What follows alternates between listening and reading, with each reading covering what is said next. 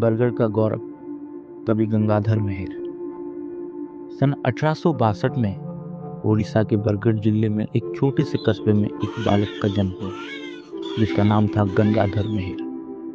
किसी ने नहीं सोचा था कि यह साधारण सा बालक एक दिन उड़िया भाषा का सबसे उज्जवल सितारा बनेगा। गंगाधर का परिवार गरीब था।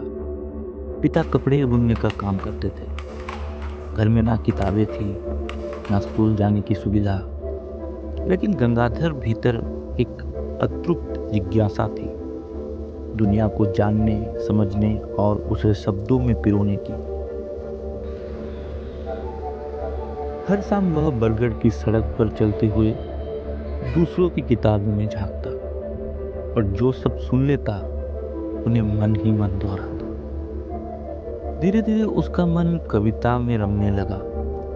वह खेतों के किनारे बरगद के पेड़ के नीचे बैठकर प्रकृति, नदी, किसान और इंसान की भावनाएं शब्दों में ढालने लगा।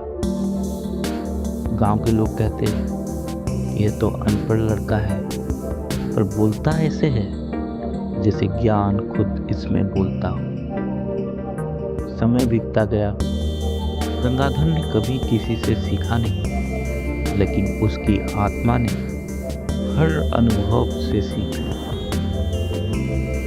वो दिन रात अपनी भाषा में कविताएं रचता रहा, कभी तपस्विनी, कभी किचकबद्ध, कभी प्रणय बल्लरी। उसकी कविताएं केवल शब्द नहीं थी, वो थी मिट्टी की आवाज, किसान की पुकार और समाज का आईना। वह कहते थे भाषा से बोलने का माध्यम नहीं, आत्मा की पहचान है।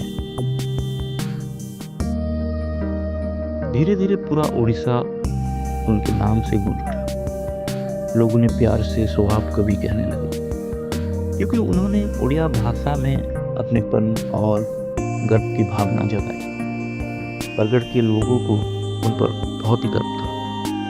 एक ऐसा कवि जिसने ना कभी बड़े विद्यालय में पढ़ाई की, न कोई बड़ी डिग्री पाई, फिर भी जिसके शब्द आज भी उड़िया साहित्य में अमर है। उनकी सबसे बड़ी पहचान थी सरल जीवन, गहरी सोच। उन्होंने कहा था, माटी मोरो जननी, भाषा मोरो प्राण।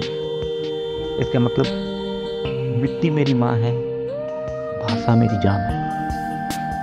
आज भी जब बरगढ़ की धरती पर कोई बच्चा कविता सुनाता है तो बुजुर्ग मुस्कुरा कर कहते हैं, यह गंगाधर मेहर की आत्मा बोल रही है।